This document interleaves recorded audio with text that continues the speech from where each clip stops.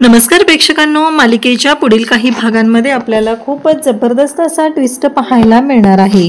पारू जी आहे ती जिवंत राहावी यासाठी गुरुजींनी मारुतीला एक व्रत करायला सांगितलेलं आहे। टेकडीवरची देवी आहे त्या देवीकडे पारूला घेऊन जायचं आहे, तिथली ओटी भरायची आहे खणा नारळाने। हे व्रत असतं, पण टेकडीवरती जाताना जो रस्ता असतो तो खूपच अगदी भयानक असतो आणि पारूला उचलून न्यायचं असतं। पारूचे पायही जमिनीला लागू द्यायचे नसतात, एवढं हे कठीण व्रत असतं आणि मारुतीला ते व्रत करायला सांगितलेलं असतं। हे व्रत जर केलं तरच पारूचा जीव वाचणार आहे, कारण पारूला पारूने किर्लोस्करांचा बचाव केलेला आहे, त्यामुळे तो मृत्यू दोष आहे तो पारूला असणार आहे आणि त्यामुळेच हे सगळं करावं लागणार आहे। हे सगळं ठरलेलं असतं आणि तेव्हा मात्र इकडे मारुतीला खूप मोठा धक्का बसलेला असतो, पण पारूचा जीव वाचवणं खूप गरजेचं आहे आणि त्यासाठीच मारुतीने हा निर्णय घेतलेला असतो। गुरुजींनी सांगितलेलं असतं की हा एकमेव उपाय आहे, हा उपाय केला तरच पारूचा जीव वाचणार आहे, अन्यथा पारूचा जीव वाचणार नाही। हे सगळं घडलेलं असतं आणि त्यासाठी आता मारुती हे व्रत पूर्ण करण्यासाठी निघालेला असतो। पण त्याच वेळी आदित्य जो आहे तो त्यांच्या घराकडे तो पारूला आवाज देऊ लागतो, पारू का दिसत नाहीये? तेव्हा गणी सांगतो की बा आणि तायडे दोघंही टेकडीवरच्या देवीला गेलेले आहेत, ते व्रत आहे ना त्यासाठी। मग आदित्य गणीला घेतो आणि तो धावतच आता निघायला लागतो, कारण काहीही झालं तरीही आता हे सगळं करण्यासाठी तिकडे जाणं गरजेचं आहे आणि म्हणूनच मारुती च्या मागे आदित्य जातो। पण मारुती खूप थकून गेलेला असतो, त्याला सुचतही नसतं की हे व्रत कसं पूर्ण केलं जाणार आहे, नक्की काय करावं लागणार आहे, या गोष्टींची काहीच माहिती त्याला नसते। आणि त्याचबरोबर मारुती मात्र अगदी त्रासून गेलेलं असतं, त्याला कळत नसतं। आणि त्यासोबतच आपल्याला पाहायला मिळतं की जेव्हा मारुती जो आहे तो पारूला घेऊन तो टेकडी जी आहे ती चढत असतो, पण त्याच वेळी मारुतीच्या हातून पारू निसटते, मारुतीला एक पाऊलही पुढे टाकणं होत नसतं। आणि मग मात्र मारुतीला खूप मोठा धक्का बसतो, कारण एवढं सगळं करूनही आता पारूच्या बाबतीत जे घडलेलं आहे ते खूपच भयानक असतं आणि त्यामुळं तिथे आदित्य धावत येतो आणि आदित्य पारूला उचलून घेतो आणि आदित्य जो आहे तो पारूसाठी हे व्रत तयार करतो आणि पारूचा जीव वाचवतो। तर हे सगळं कशा पद्धतीनं होणार आहे आणि त्याचबरोबर इकडे आपल्याला पाहायला मिळतं की जेव्हा या सगळ्या गोष्टी घडत असतात हे सगळं कशा पद्धतीनं घडणार आहे, मोनिका आणि तिच्या बॉयफ्रेंडची कशी वाट लागणार आहे ते आपल्याला या व्हिडिओमध्ये पाहायला मिळणार आहे। त्यासाठी प्रेक्षकांनो हा व्हिडिओ शेवटपर्यंत पहा। त्याचबरोबर चॅनलवरती नवीन असाल तर चॅनलला सबस्क्राईब करा, व्हिडिओला लाईक करा, तुमचा लाईक हा आमच्यासाठी लाख मोलाचा आहे। तर इकडे अहिल्याने खूप जबरदस्त असा प्लॅन केलेला असतो। जेव्हा DNA रिपोर्ट हातात येतात, DNA रिपोर्ट आल्यानंतर ते DNA रिपोर्ट जे आहेत ते बदललेले आहेत हे अहिल्याला कळतं, कारण बदललेल्या DNA रिपोर्टमध्ये जी गोष्ट असते ती म्हणजे जे मोनिका आहे ते किती महिन्यांची प्रेग्नंट आहे त्याही पेक्षा ऑलरेडी अहिल्याकडे पॉझिटिव्ह म्हणजे खरे DNA रिपोर्ट जे आहेत ते पोहोचलेले असतात। अहिल्याने ऑलरेडी त्या लॅबमध्ये जाऊन तिथून ते DNA रिपोर्ट मागून घेतलेले असतात, कारण तिच्या प्रीतमवरती पूर्ण विश्वास असतो। जरीही तिने त्या मुलीला घरात आणलं असलं तरी त्या मुलीच्या पाठीमागचा खरा सूत्रधार कोण आहे हे शोधण्यासाठी, नक्की ती मुलगी कशासाठी आपल्या मुलाला अडकवते हे शोधण्यासाठी अहिल्याने हे सगळं केलेलं असतं। आणि जेव्हा अहिल्याला ह्या सर्व गोष्टी कळू लागतात तेव्हा मात्र अहिल्याला खूप मोठा धक्का बसतो आणि अहिल्या मात्र पाहतच राहते। काहीही झालं तरीही अहिल्याचा तिच्या मुलावरती पूर्ण विश्वास असतो।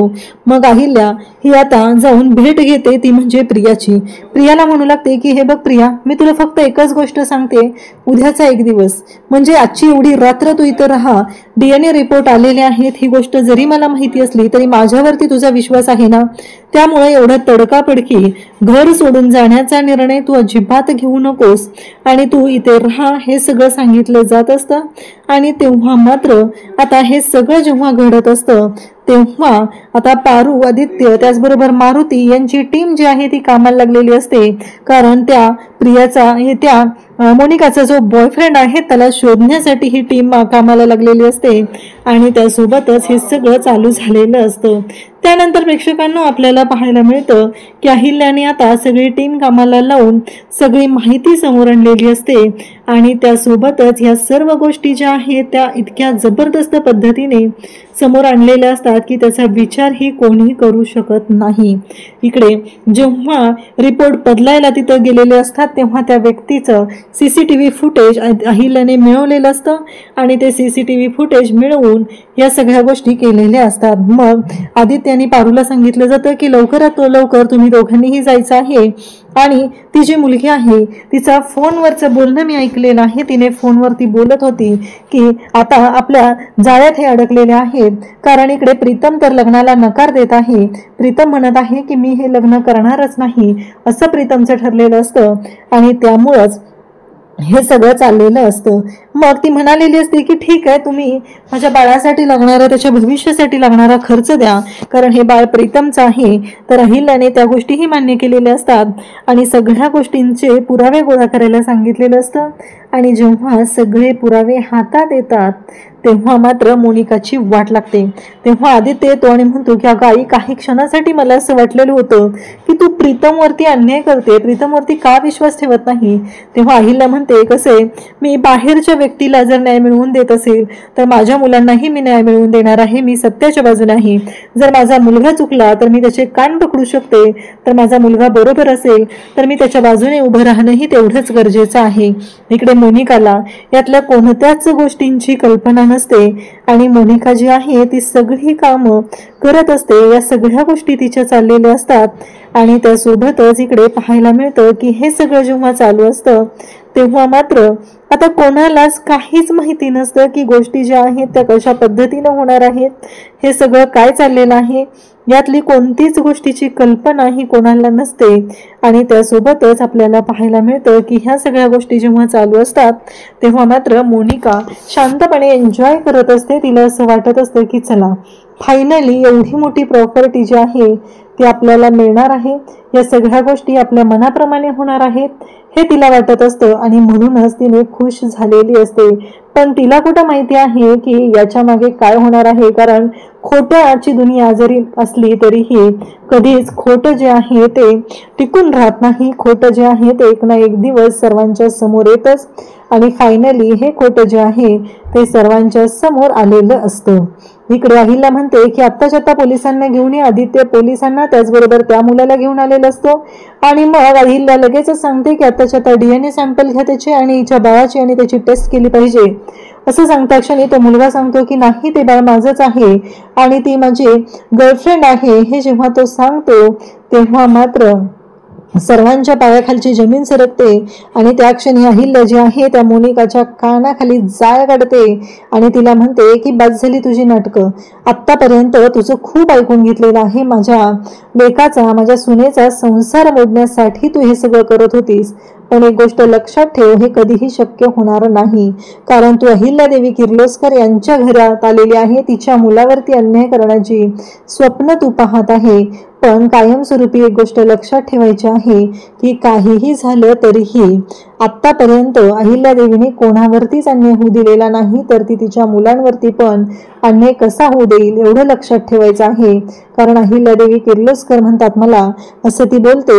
इकडे मारुती जो आहे तो एका वेगळ्याच विचारात असतो कारण मारुतीला ऑलरेडी गुरुजींनी सांगितलेलं असतं की पारूला वाचवण्यासाठी एकच उपाय आहे आणि तो म्हणजेच पारूला वाचवण्यासाठी जो उपाय आहे तो म्हणजेच त्या टेकडीवरच्या मंदिरात जायचं आहे आणि पारूला उचलून सोबत घेऊन जायचं आहे आणि तरच तर पारूचा जीव वाचू शकतो आणि पारूच्या पत्रिकेत पारूच्या आयुष्यात असलेला जो मृत्यू दोष आहे तो जाऊ शकतो।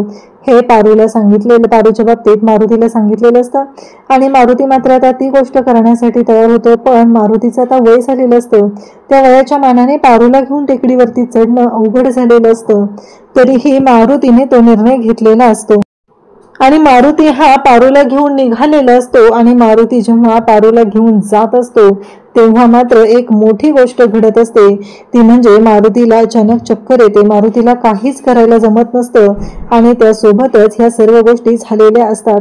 मारुतीला मात्र खूप त्रास होऊ लागलेला असतो मारुतीच्या बाबतीत, परंतु इकडे आदित्यला ही गोष्ट कळलेली असते की काहीतरी असं घडलेलं आहे। आणि मग तो इकडे गणीकडे जातो, गणीला विचारतो, तेव्हा गणी सांगतो की तायडी आणि बा टेकडीवरच्या मंदिराकडे गेलेले आहेत, तिथे जाऊन व्रत आहे ते पूर्ण करायचं आहे, कारण तायडीच्या जीवाला धोका आहे। हे सगळं गणी आदित्यला सांगतो, तेव्हा आदित्यला धक्का बसतो। आदित्य म्हणतो की बस आतापर्यंत खूप झालेलं आहे। आणि आदित्य तिथे येतो। पारू जी आहे मारुतीच्या हातातून निसटलेली असते। त्या क्षणी पारूला खाली न ठेवता आदित्य पारूला झेलतो आणि ते व्रत पूर्ण करू लागतो। आणि त्या क्षणी समोर येतं ते म्हणजे पारूच्या बाबतीत आदित्यचं आणि पारूचं एकमेकांवरील प्रेम। थँक्यू।